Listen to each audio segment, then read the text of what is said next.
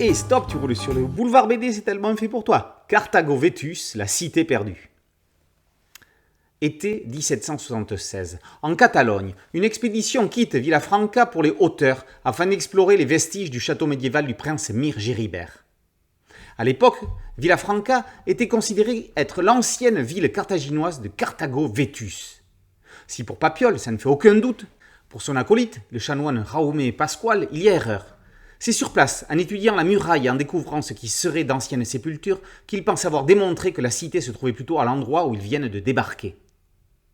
100 ans plus tard, à l'automne 1877, une association catalaniste d'excursions scientifiques vient investiguer au même endroit.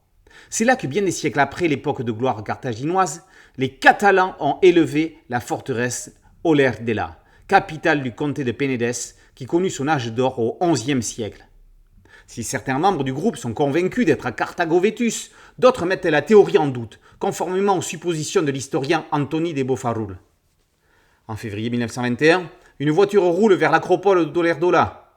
À son bord, Mathias Parares, couturier de métier et passionné d'archéologie. Un panonceau affirme qu'Olerdela fut la Carthago Vetus, forteresse dominant la mer et tous les chemins. De là, Hamilcar a commandé son armée. Le site a été habité à plusieurs époques différentes, chaque civilisation ayant effacé pratiquement tout ce qui restait de la précédente. Palares organise des fouilles. Trouvera-t-il des preuves de la présence carthaginoise ?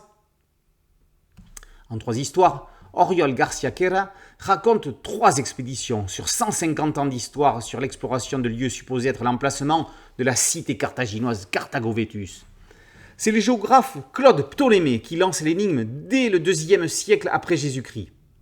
À l'est de ces peuples, on trouve les Ilercavons et leurs villes de l'intérieur, Carthago Vetus, Biscargis, Teava, Adeba, Tiariulia, Sigara, Dertosa. Il faudra attendre la Renaissance pour que l'on s'intéresse à retrouver les villes citées par Ptolémée.